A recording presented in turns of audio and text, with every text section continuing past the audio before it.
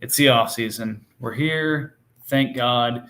All of the players are no longer playing, so no one can get injured, say, running onto the field or any basic activity like that. But nonetheless, that means that draft season's in full swing. Free agency is right around the corner, and MFL rollover, the real kickoff to it all, is only a few weeks away. So as we get closer to some of these major events, figure let's take some time and go through and remind some folks what they need to be doing, and maybe do a little brush up of Miss Manners on trade etiquette before we get to some of the trades that have gone down themselves. I've got the Eagles and Panthers on with me. Gentlemen, thank you once again for taking the time, and welcome to the best part of football season. This is where the real work is done. I look forward to this off season. Yeah, it's where the fun work's done. People who just want to do the seasonal stuff have cashed out, gone away, gone to sleep. We're the ones at the blackjack tables at 1:30, 2 in the morning, where the real money's made and the real fun is had. So, in full degenerate mode here, let's get into a couple of things that folks that may not be as degenerative as we are haven't quite gotten to yet. So, as everyone should know, February 21st, it's right on the main page and all over the place. February 21st is the deadline for all renegotiations, extensions, and tag announcements. You must also have all taxi and IR players promoted by that time, or they will be cut for you by the commissioner. That means that in 9 days, anyone left on your IR or your taxi squad are cut. So just kind of a couple examples of those. Our fearless leader, Commissioner Jeremy, has Raekwon McMillan and Tre'Davious White still on his IR. I think he has space to activate them, probably just keeping that free in case he wants to make a trade or something like that. But, again, example, get these guys off of your IR. Couple others that need to be tended to here. Got the Browns and Ravens on your taxi squads, and then Ravens on injured reserve. I won't necessarily go through everybody here, but if there's anyone who's egregiously bad, we'll go ahead and give them proper shit for it. But anyone jumping out to you guys of, holy shit, get your stuff together and start actually trimming your roster? I feel like most teams have at least logged in, but maybe not completed the job. Jags needs to promote all their IR guys. So, yeah, holy shit. Hunter Henry, Joey Bosa, Judon, and Milano. So he should have the cap to be able to promote them. But, yeah, just needs to, because I think he came on and trimmed a lot of the other stuff off of his roster that he wasn't going to hang on to. Yep. Jets has Tank Dell sitting on IR. Ooh, need to make sure that he doesn't. And Christian Gonzalez, he really shouldn't take care of any of that. Yeah, just leave him there. It's fine. Yeah, nothing bad could happen there.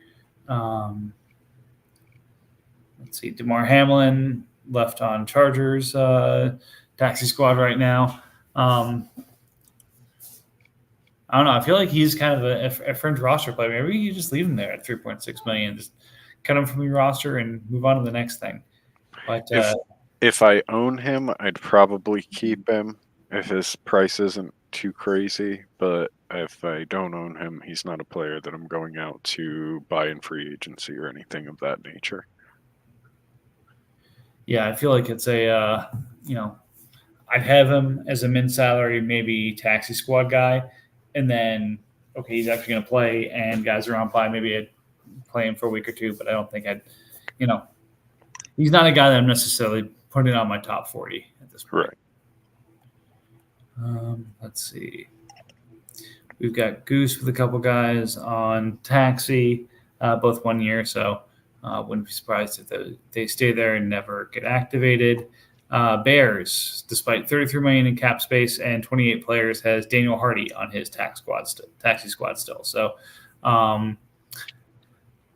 cool, but just activate him so you don't forget, please. Let's see. I have Damian Harris still on IR. Oh, I put him on IR this morning again just to keep space open in case I needed to make a move. And in the 12 hours since I put him on IR, he's now been activated. So I'll go in and fix that. That's funny. Yep. Then we've got Falcons with 37 total players, but Robert Beal and Jacorian Bennett as his taxi squad. He won't be able to do anything really with Bennett, but Beal probably worth activating. Panthers with two youngins on his IR, but I feel like on his taxi squad, and then Bradley Chubb on his IR. He needs to make a move to get the space for Chubb. So we'll see him, I'm sure, continue to stay active to make that space happen. But, if anyone's going to make a move at this point, I feel like Panthers is definitely caught up to me in terms of trades this year. Yeah, I'd need like 700K in cap. I'm just debating how I want to get there. Yeah. And there's still time to make some trades. So Sam Ehlinger and Raheem Jarrett for the Cowboys. Eagles looking good. Yonway Thomas, Xavier Valade, and Emmanuel Mosley of the Giants need to get activated. Latu and Morris on the Commanders. Oh, you might have skipped over, but Cowboys has a bunch of stuff on IR. Yeah, I mentioned a couple of what they've got there. Okay.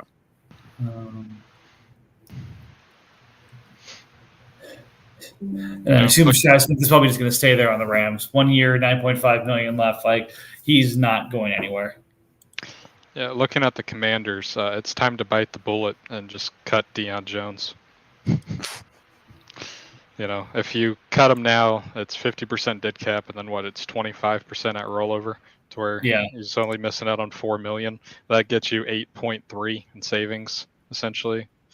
It's time to get that money back or ship him to someone else that will just eat the cap for you. But that's he needs to go ahead and do that. Well, I mean, I feel like there is an opportunity for him to make his life a lot simpler through the almighty work of the bundle. Again, take like you said, the Deion Jones, the Dalvin Cook, and then a guy like Marvin Mims and ask for a second back. Yeah. Like dump the $25 million in non-value and negative value players with an upside player and put yourself in a position to completely replace them in this year's draft. So you might even be able to do it to someone who just likes Juju's knees more than the rest of the league. Right. And you do that and it's $30 million of useless players off of your roster. Maybe just those three players for nothing as a dump. It could make a lot of sense. But yeah, I agree. It's get aggressive with some of these moves that you need to do that you've been putting off with your roster here. We'll get to the trades later, but I think Cardinals still has to make a couple other moves based off of positioning.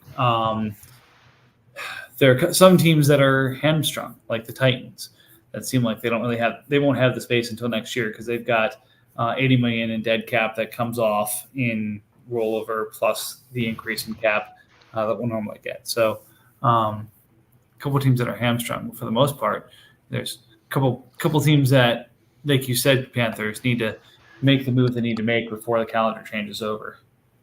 Yeah, another big one too that's kind of getting slept on is the Seahawks. He has 32 players, 6 taxi squad years, but he's got 64 years worth of draft picks plus a 5th rounder. So he needs to find a way to get rid of some of these cap years because he doesn't have a lot of 1-year players, or package some of those picks to move up or buy some more assets like when I flipped him Derwin. But just right now he's really handcuffed, and the factor you just can't even use all those picks or even close to all those picks at this current point.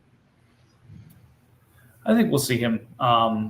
He's got some easy ways to free up some space. Like Matt Corral is not going anywhere. He's going to be gone.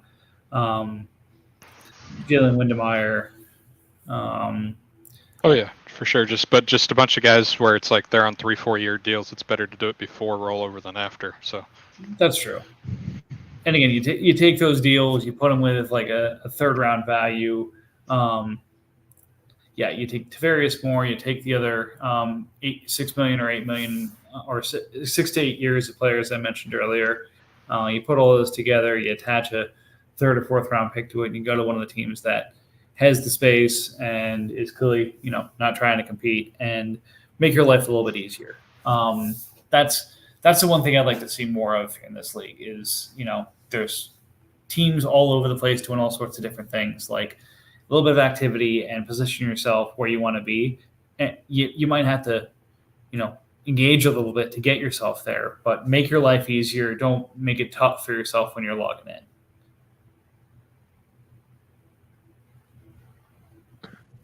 Ew, you mean I have to actually engage with the other owners? Well, not you. Nobody likes you. He has 13 guys on his roster. I would literally take all 13 and go to a team that can roster 13 guys and be like, would you cut all these guys for me? Take all the years. We've got a lot of teams that need to do some things here. So first and foremost, I'm going to start with the renegotiations. We've got 4, 6, 9, 11, 12, 14, 16, 17. Over half the league has not used the renegotiation. Guys, we literally went into the offseason with debates of, is our renegotiation overpowered? A overwhelming agreement that it is. And then a conversation of, okay, we should probably take a look at finding a way to nerf it a little bit so that people can't, get Kyler Murray for $12 million and have a wild advantage potentially at quarterback as a result of that. Like, let's actually use this overwhelming advantage that we've been given. So just maybe we go through a couple of these teams and see if there's anyone that kind of jumps out. Like, so for the Cardinals, did Diggs do bad enough that it makes sense to renegotiate him, or did he end up Pro Bowling? He did not Pro Bowl. Diggs is receiver 15, so essentially a wash.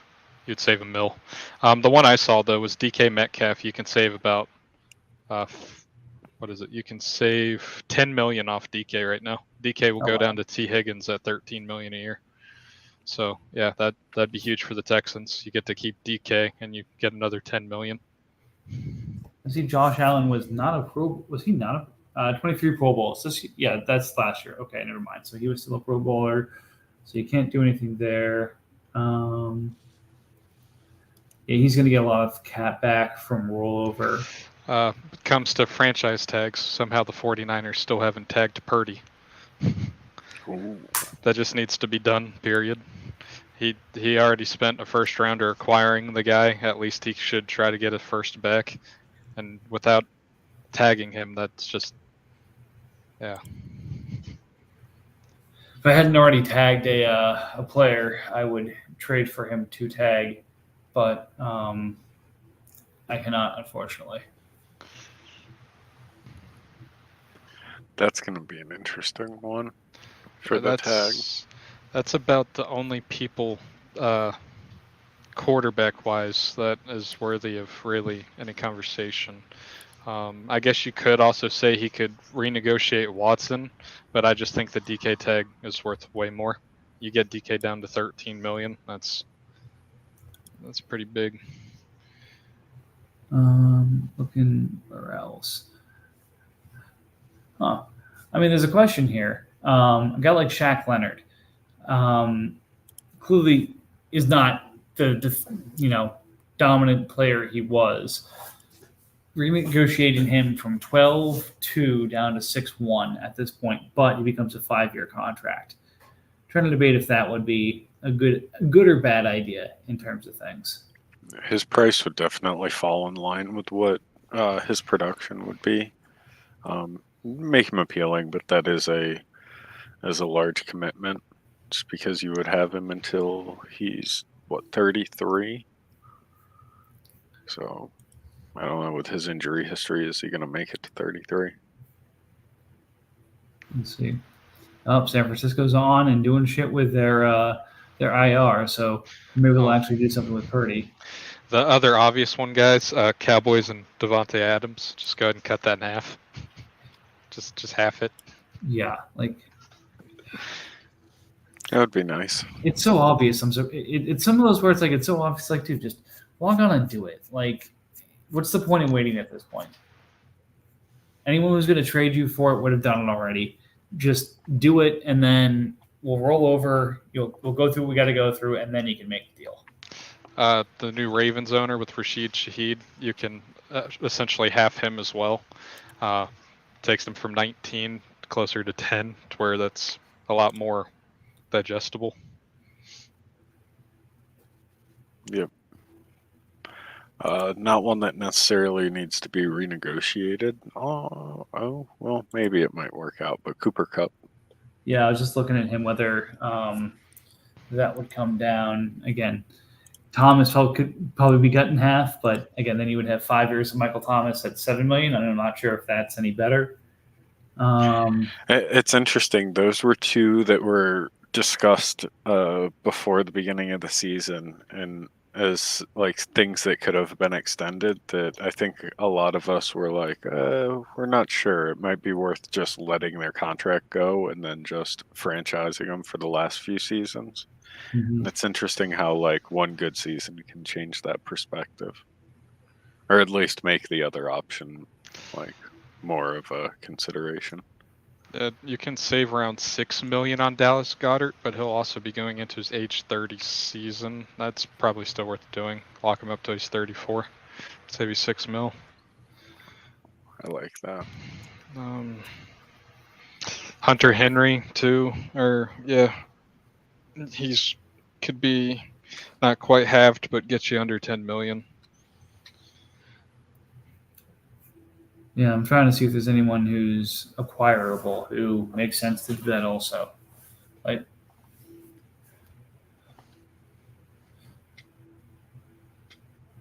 did Deshaun Watson do bad enough that renegotiating him makes sense, or? I'm not entirely sure because most of his games he scored 20 plus points, and he only started 6 games. So yeah, I can remember whether it was like 6 or 8 or something like that because he had 92 points. And if it's 6 games, it's 16, 17 a game? Yeah, something, but it's still. He started 6 games this year. And that also just comes into the argument: would you rather DK for 13 or Watson, or potentially trade Watson to someone else who can have him or reduce him?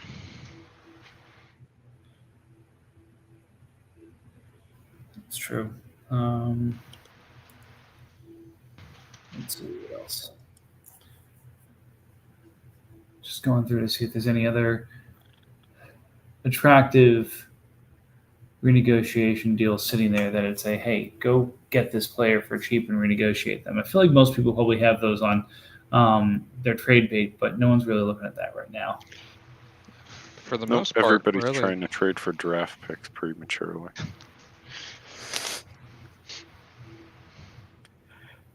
What were you gonna say? Sorry. I know. Just for the most part, I'm not seeing too many that like renegotiations that really need to happen.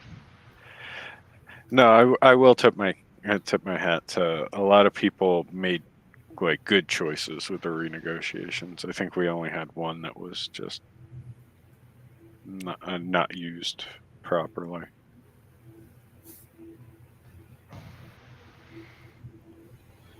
All right. I guess Seattle could use Derwin James, get him down from 16 to 10. Just as someone for him to use. Because I don't think he's used one yet. Saves you $6 million. Locks up Derwin through the last of his career. That's about it for the renegotiations. It's just he doesn't really have anyone else to use it on, or I'd suggest something that isn't a safety.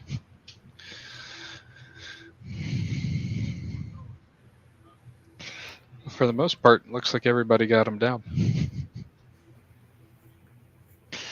I think the bigger thing comes into what players are really the best to be extended right now that are, just got their second year in the league done. Yeah. That's an interesting one. Like, I know I have several on my roster I haven't extended yet. I got Damone Clark, who would currently be about $3 million. Jalen Tolbert, who would be about $3 million to keep around for forever. I know there's several other people have as well that all look good. Yeah, I mean, so those sound appealing right now, and they look fantastic when you do them, and then some of them turn out like Hunter Renfrow. Yep. And then you have this awful, pretty decent contract, but you're like stuck with some guy for 5 years that is perpetually going from like practice squad to playing 3 games a year, and you're paying him $4 million, and you're just kicking yourself because you felt like it was such a steal at the time.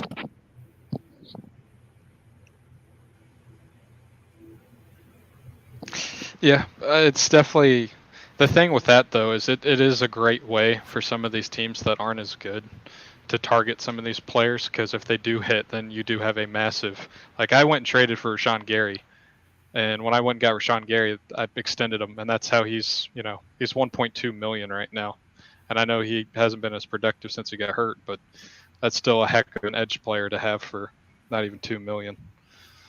So it can definitely be worth the gamble. But It is a gamble. But if you don't have anyone else to use them on, you might as well try to find yourself a couple gambles. All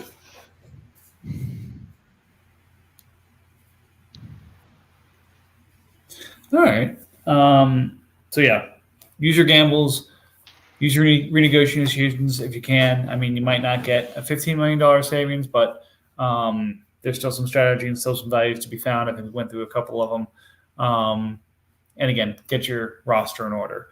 Other offseason thing that obviously we are right smack dab in the middle of is trading. A lot of moves being done, a lot of offers being sent. The I'll call it aggression or involvement is appreciated. A couple of things that I'm seeing, just not going to call out owners, but just kind of call out behaviors and say, "Come on, guys, we're better than this." On a couple of them. So first and foremost is I fully respect having to be in the situation. Is I want to trade this player, so I'm going to put this player in an offer to the entire league to see if someone's going to bite on him. Somebody likes him better than I do, something like that. If I come back to you and say not interested in that player, and you put him in another offer to me, I'm just going to decline it, and I feel like most of the league will too. That if somebody says they're not interested in somebody and says no. You put them in an offer, like you're basically just wasting your time and wasting your clicks. Like log off, go spend time with your family, go, to the gym, go do something else than sending that offer if it's going to be a no. Like come up with something that might actually lead to a yes. I know that's happened to me a couple of times. Have you guys seen that in offers you've been getting so far? Oh, for sure. Yeah, just people basically trying to negotiate with themselves. Well, if you won't take this, would you consider taking this for this player? And, slowly trying to basically just work their way down to what the bare minimum of what they would do. And just some of us aren't on certain players. And it's a pain in the ass to try to decline multiple trades for the same player.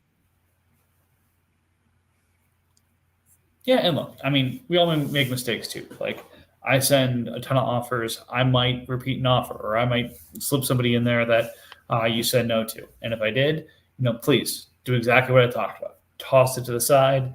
I'm not interested, and we'll move on. And maybe one of these times it'll resonate. But pet peeve I'm seeing number one is continuing to offer a player that you've been told by the team not interested in that player. Just stop it. Find a different trade with them or find a different trade partner. All good. Second one is trying to acquire a player that the owner isn't really interested in. We'll use probably the most famous example this year of that. And again, one of the Gold Star owners who has used all of their regular extensions, all of their trade extensions, and their renegotiation, the New Orleans Saints with Zay Flowers. Understand, if you want Zay Flowers, you're going to pay Jamar Chase prices for him. And that's completely reasonable. That if that owner doesn't want to trade that player and you really want to try and acquire that player, they get to charge you whatever the damn well they please to come get that player. And if you don't want to pay that price, don't throw sour grapes out there. Again, they have the asset. You want the asset. They get to set the price. If you don't like the price they set, then I'm sorry, you don't get that asset in this league. That's just the way it goes. So be respectful and reasonable for that.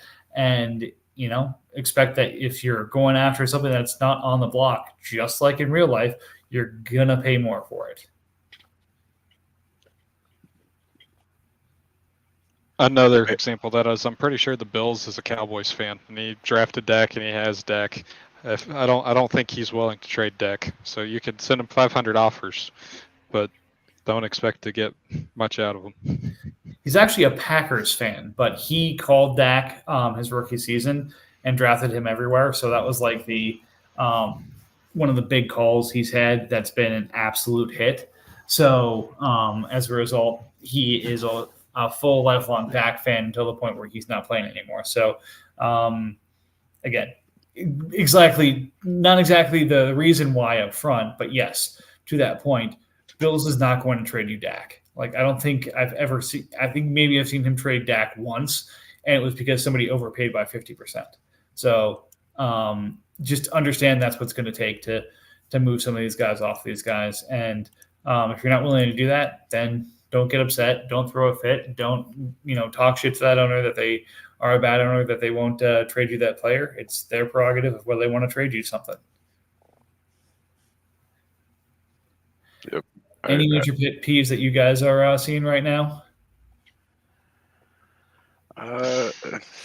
None that I can call out because I'm probably guilty of them too. Hey, that's okay. We're always improving here. But, and if by talking about it, you think, oh, yeah, shit, I did that one time. Like, again, I'm guilty of all of these pet peeves just because I'm not perfect as an owner. I mean, none of us are. So, sometimes just mentioning, hey, that annoys me makes us a little bit more aware of our own activity.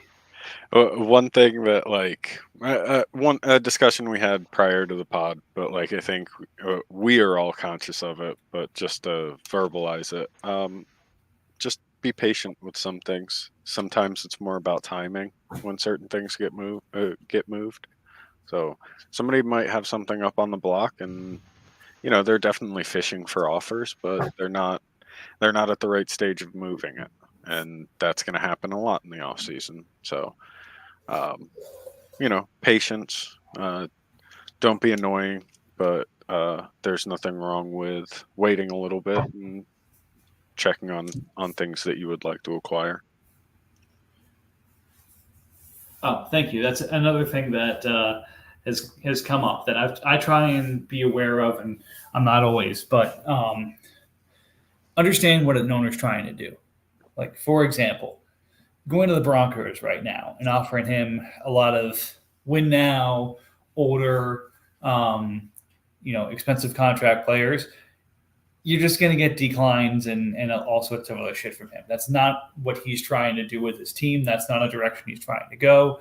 That's not where his team is right now. So be mindful of that when you send offers. It doesn't mean don't offer in the first place, but when the owner comes back and says, not something I'm trying to do, put that in the back of your head someplace so that you're not constantly trying to trade those kind of guys to that team. Because again, it's just a waste of that owner's time. And, we all love when trades get done, activities there, when you get responses or engagement on this kind of stuff. If you're constantly just kind of making it a less fun experience when an owner logs into the league, then that makes it less likely and less often they're going to log in. I agree. Yep. And we'll check the chat here. I think there may have been And Pat says, let's include on the list not letting trade offers expire. Oh, yeah. Yeah, I feel like that's a general one. Again, I think I may be guilty of one or two of those the last week or so just because of other shit going on. But yeah, try and log in at least every couple of days just to clear the decks, send out a couple of offers, respond to or decline the stuff in your inbox, or at least let the owner know you're thinking about it. We all have busy schedules, but we all have 10, 15 minutes a week. They would touch base on this league just to make sure everything's kind of where it's supposed to be. There's a little bit more of a level of like understanding and I guess you could say leniency with it in the off season, but still just don't let it happen a whole bunch.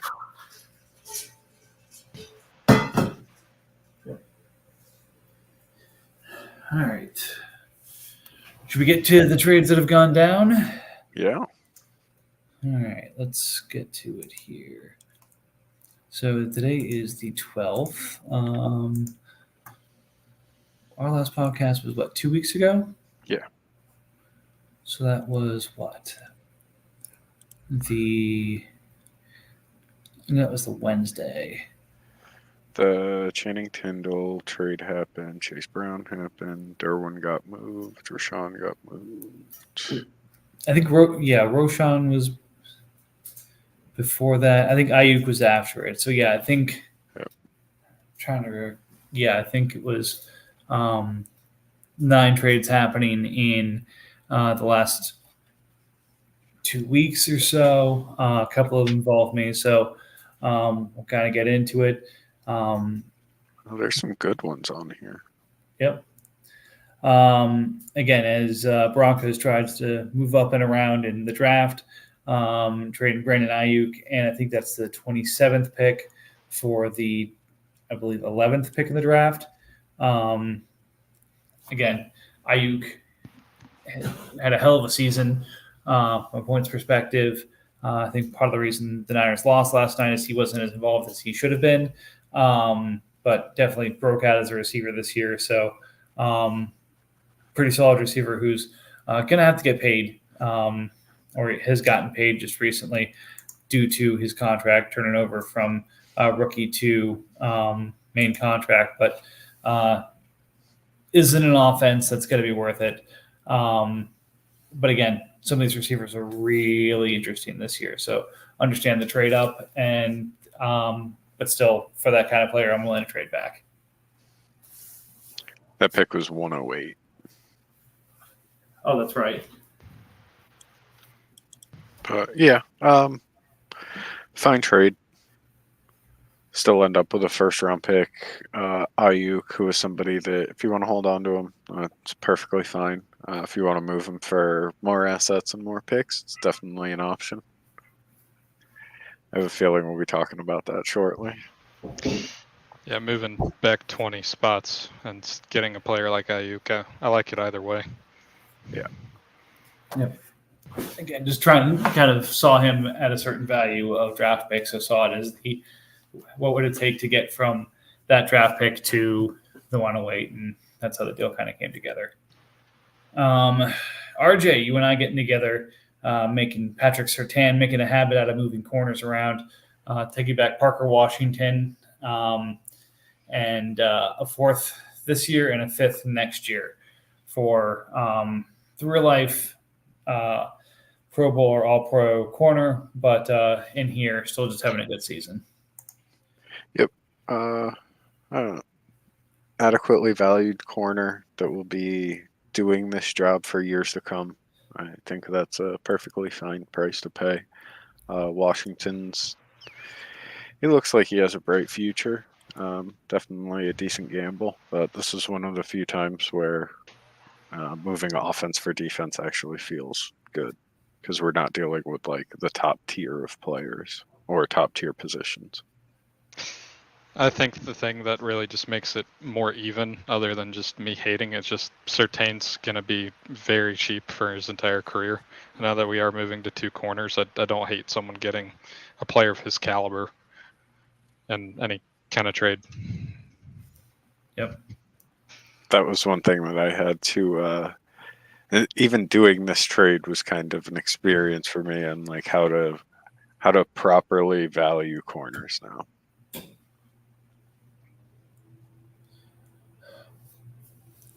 So again, I hate all of the things this next trade. Giants finally did the unthinkable and traded Josh Allen with Stephon Diggs, Tyler Scott, Tyrell Dodson for Braxton Berrios, Kendrick Bourne, CeeDee Lamb, Jonas Griffith, Shaquille Leonard, and his first, which I think is the 103, right? Yeah. Yep.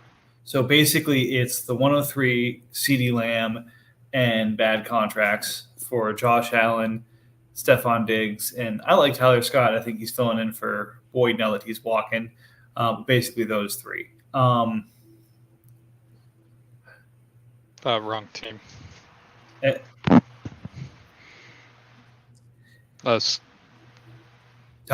Chicago. Sorry. Yeah.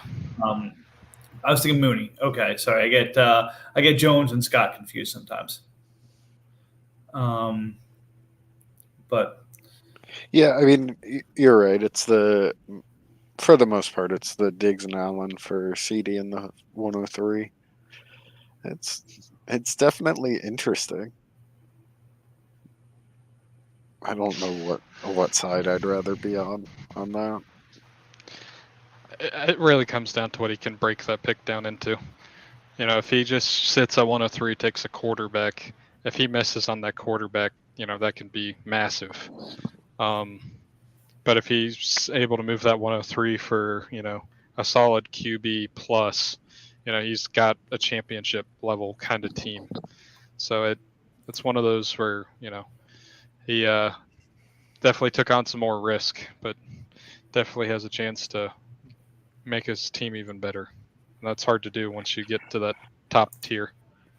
So. Yeah. I mean, in theory, he upgraded Diggs to a younger, probably just as consistent and productive wide receiver. And now he just has to go out and find a usable quarterback. And he has a pick to do it and to get something else on top of it. It will be interesting to see if he moves it or if he just goes quarterback.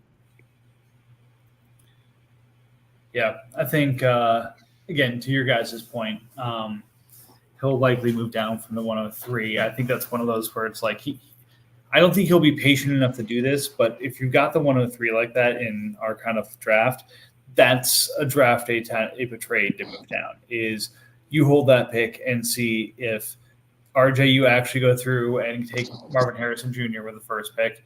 And my guess is that the Bill takes Neighbors at 2, and then you're sitting there at 3. And is anyone that in love with Caleb Williams that they're willing to give you the bag for it? If you get past, in my opinion, the Caleb and the Marvin Harrison Jr. Piece of it, then it's kind of everyone's got a feeling in that tier. But you might get that one or two teams that sees Caleb Williams. I can get him at the 3rd pick. Here you go. And he gets the break. He gets the big bag then.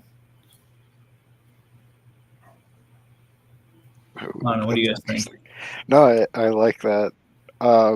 Giants has a history of actually just holding on to the pick and taking a quarterback. Because did he, correct me if I'm wrong, did he do that with Pickett? He did that with Pickett, yes. Okay. So there's a possibility. He understands the value of quarterbacks long term in this league and how you can get out of them for roughly the same value even a year after. Mm-hmm. So yeah, it'll be interesting. But I do agree with Panthers in the sense of if he just ends up taking a quarterback and, regardless of what quarterback it is, if he isn't a top 10 quarterback, out of the gate, it'll feel really bad. Just because Josh Allen is such a productive player.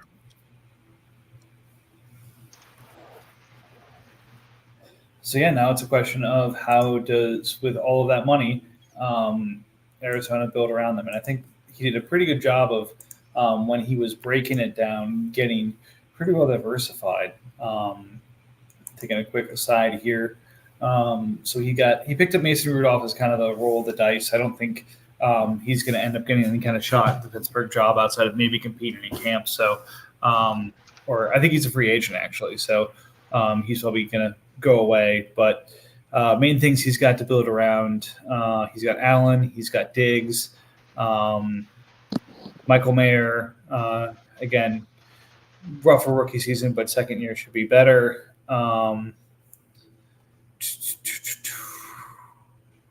Nakobe Dean should only get better. He had a rough season on injured reserve. Dodson showed out at times. He's going to have a lot of holes to fill, but he still has a good amount of draft capital and a lot of cap space coming free next year. Yeah, the West is definitely winnable. It's the NFC West. It just becomes, do you keep Diggs or do you try to break down Diggs to go younger around Josh Allen? I'd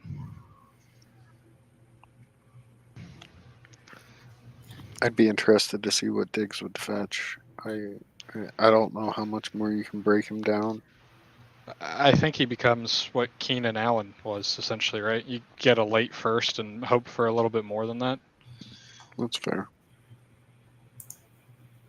I mean, I'm kind of curious about that at this point. Like, if you were, and again, purely hypothetical, I'm not locking anyone into taking a trade if this came through. Like, would it be the 112 for Stephon Diggs? Or are we talking kind of 117, do you think, for between that contract and kind of he had a productive year, but that second half of the year was rough? I think it really comes down to the team. Like, it's got to be a team that's pretty well put together that feels like they just need one more receiver to really win their division and compete. Oh, no, I don't even mean like the team. Like, again, I'm just trying to say the relative price. Like, it's not even necessarily that pick that we traded for him or a combination of players for that pick, or, again, even if that pick would be enough. Like, that's what I'm trying to phrase. So my thought process is we're perpetually going into off seasons where we don't know the standing of Diggs and like as far as the team. Do they want him? Do they not want him? So that always hampers his value in the off season. And then when he comes out in week 1 and 2 and he catches 3 touchdowns and he's ridiculous, his value goes up. At this point, I think he's probably worth something in the 20s. And I think it just gradually goes up from there. Yeah. By trade deadline, he typically is worth like the 110. At least in years past. Don't get me wrong; he's aging, so he's probably not going to get to that point. But I would, I have the 122. I'm probably not going out and trying to buy Stephon Diggs for the 122.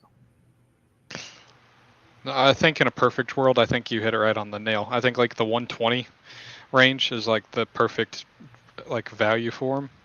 It just becomes if there's an actual buyer lined up in that range.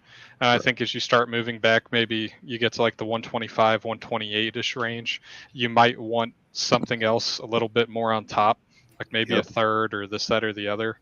But I definitely think it's probably going to be closer to the late 1 to find an actual buyer, or maybe even an early 2, just because the perceived contract value difference there, with maybe something else sprinkled on the back end. But yeah, the harder part's just finding the right team to trade to. And like he's a high end player. I would argue that he's probably one of the ones that you would just hold.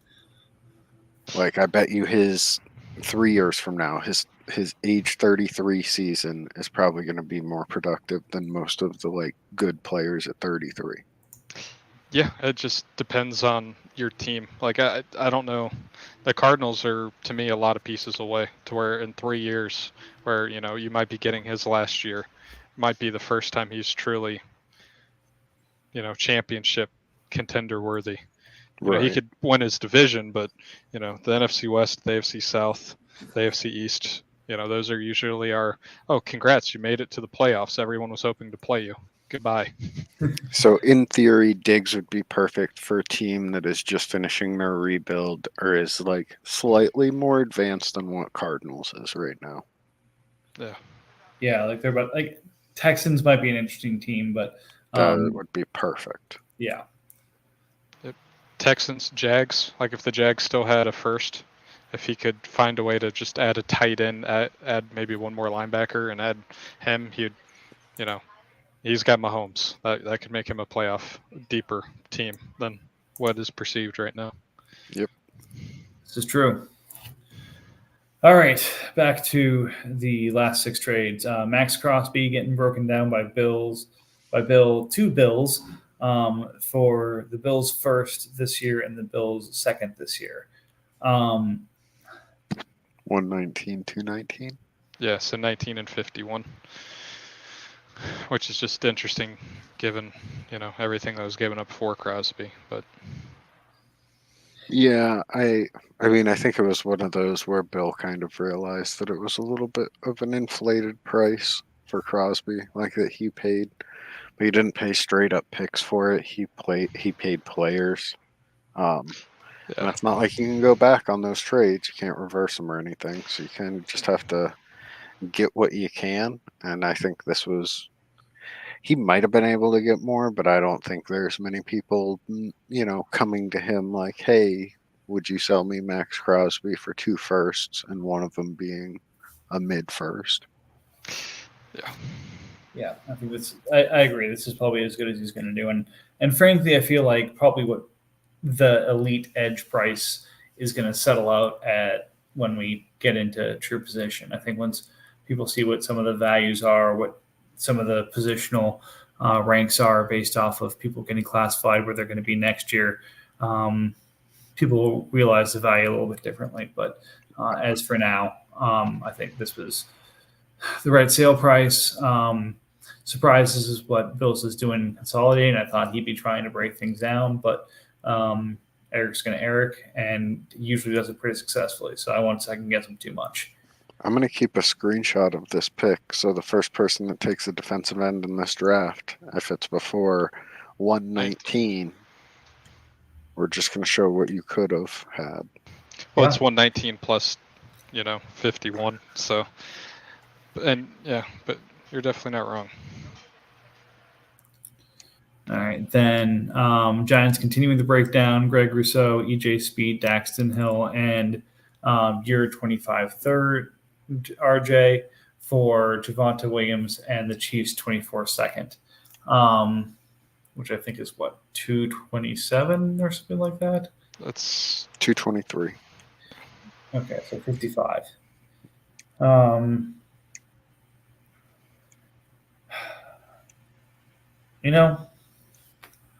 I think it's probably a little expensive for Rousseau, but I don't hate it.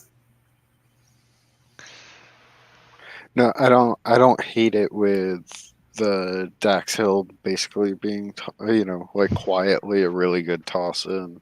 Yeah. Stuff like that. EJ Speed can be franchised, and he'll be a productive linebacker.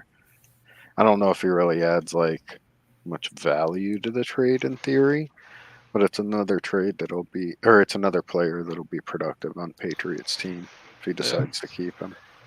Next year too, there's going to be a lot more snaps for Randy Gregory on the edge because the Bills got a couple of guys I don't see them being able to retain this offseason. So yeah, and like I've been a big fan of like some of the younger running backs as of late. So like maybe I've just dug into them too much, but like I'm not overly fond of like Javonte's outlook. Like I think of the higher end young running backs, he has one of the better outlooks. But even this year, it's not like he was the guy. No, this running back class sucks. No one drafted one before 112. Thank you. Well, I mean, you could see over the next 3 years, like so many running backs like coming into the league. Plus, like Jaleel McLaughlin, like he actually like took a sizable chunk out of like Javonte's workload, and it's like that shouldn't happen to a running back so young. Or in theory, you wouldn't expect that to happen. Right. So, he's one of the better ones, and he's still having, touches taken away from him. So, Yep. All right. Well, speaking of Brandon Ayuk, he didn't stay on my team long. Ayuk, Harrison Phillips, and Minka Fitzpatrick to the Buccaneers. For Mike Evans, Jamal Adams, Harrison Smith, and the Bengals 24 first, which is 130, I believe. So I had another pick at the end of the first round, go from Ayuk to Evans, and then we exchanged some defensive players. I just love the Bucks getting younger. Do you have the full stack from 28 to 30 now? I'm working on it. Okay. I like the trade for you. This is very much one of those trades where like you're just capitalizing on value that you can squeeze out later. Yeah, you do have the 28 to 30. Yeah, it's very similar to essentially what we did for 8. Like I gave you 8 for Phillips 28, 29, and then you turned around and used 8 for Ayuk, which then you flipped into Evans 28, 29, Jamal Adams, and Harrison Smith. Well, not even that. Like Mike can choose. So Mike squeezes out an extra first round pick in this, and then we roll into the season, and I bet you he can trade Mike Evans for roughly what Brandon Ayuk's worth. So like, I don't know if I'll get quite that. Again, I'm not asking for quite that. But I think moving him now, I'm not going to get the value for him. So again, I'll throw in offers, but I don't expect I'm going to get a full price offer for him right now. Talked about this 2 weeks ago. But he's going to sign someplace. Someone's going to get excited about it, and then that's when I'll move him. Then or when things start coming out of training camp. Yep. Yeah, he's just the perfect type of player to like buy in the off season. Basically where the value transitions from dynasty to redraft. Yeah, there's also been some rumors that Baker's willing to take a little bit of a pay cut if they can keep Mike. Yeah, I can see Mike Evans staying. Because instead of Baker getting 40, Baker could potentially get like 32, and then all of a sudden it makes it a lot easier to keep him. So. Yeah, if I'm Evans, I try and stay in Tampa. That's been your home, your spot. You might as well stay in one jersey if they can pay it an equivalent amount. There's not really hey, go sign with the Giants. I know there's certain teams that would love that, but it's kind of like if I'm Evans, like why do I do that? What do I deal with playing in New Jersey if I can play in Florida, get paid in Florida, and play with the same team my entire career? Yeah. He's absolutely beloved by the fan base. He is. So, moving on up, we got Bud Dupree and the 204. Is that the Bears? 204? Yeah. Yes. For Justice Hill and Keaton Mitchell. Good cash out by Texans, if you ask me, but I understand why you're buying what you're buying.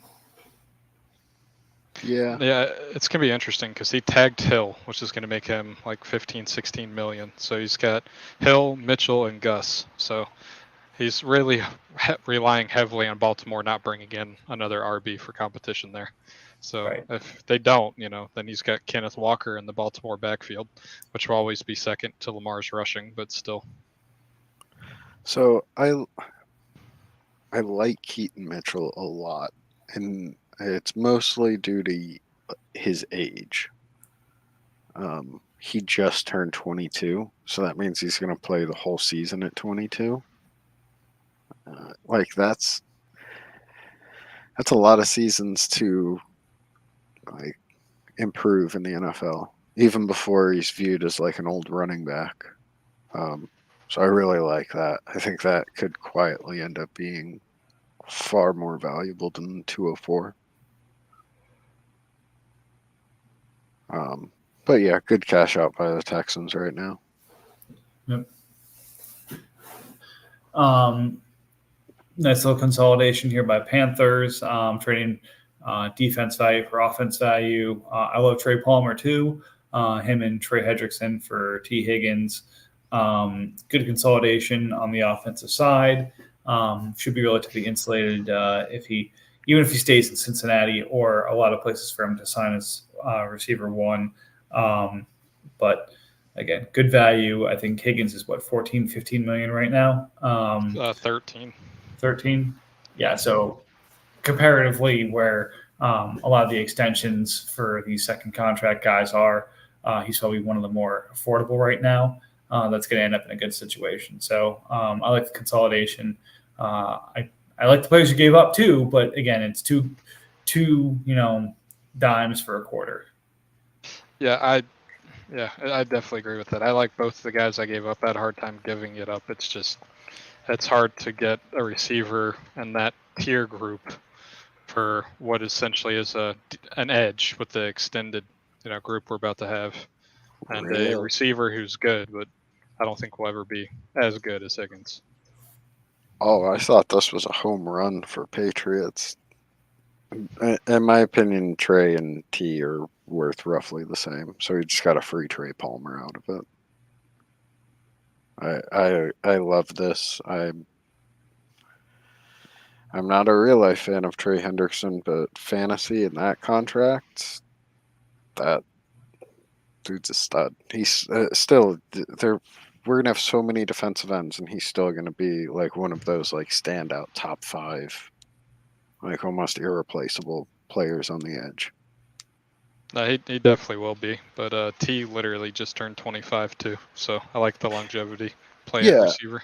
If T signs with a place where he's the unquestioned one, then this goes to being like definitely a T. Higgins is probably the better like part of this trade. But that has to happen for me to like the T. Higgins side of this. Yeah, well, year one, they're going to Jesse bait him this year. They're going to say, "Oh, we're tagging you for a year, then you can leave."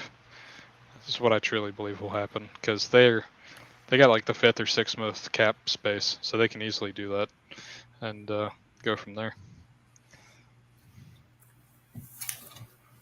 Not a bad idea. Then this afternoon, or earlier this evening, I guess, Willie Gay for your 24 third.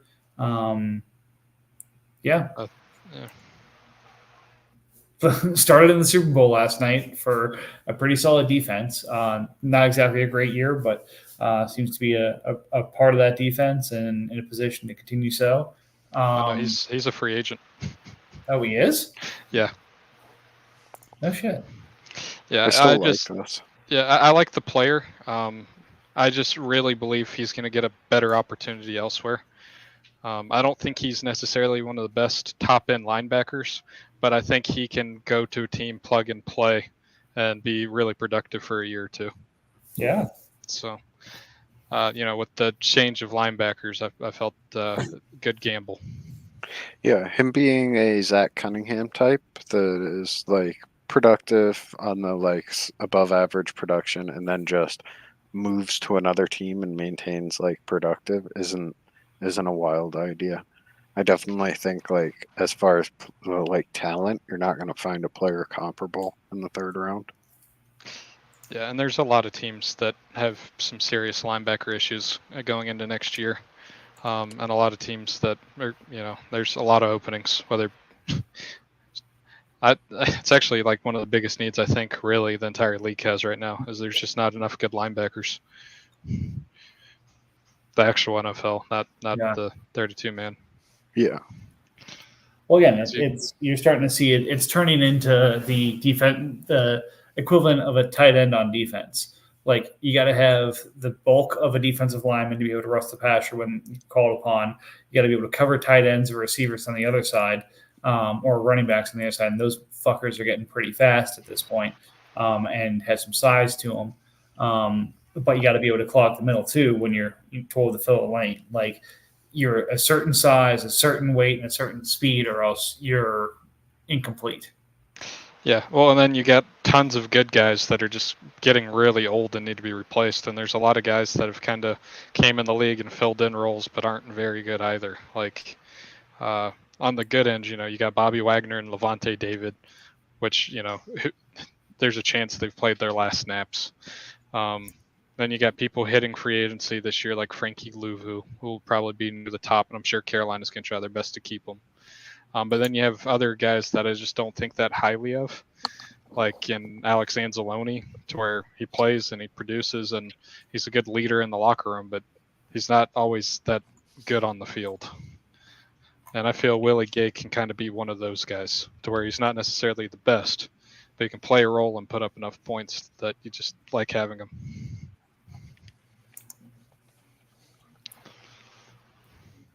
That is true. All right. That gets us through our trades. That gets us through pretty good conversation.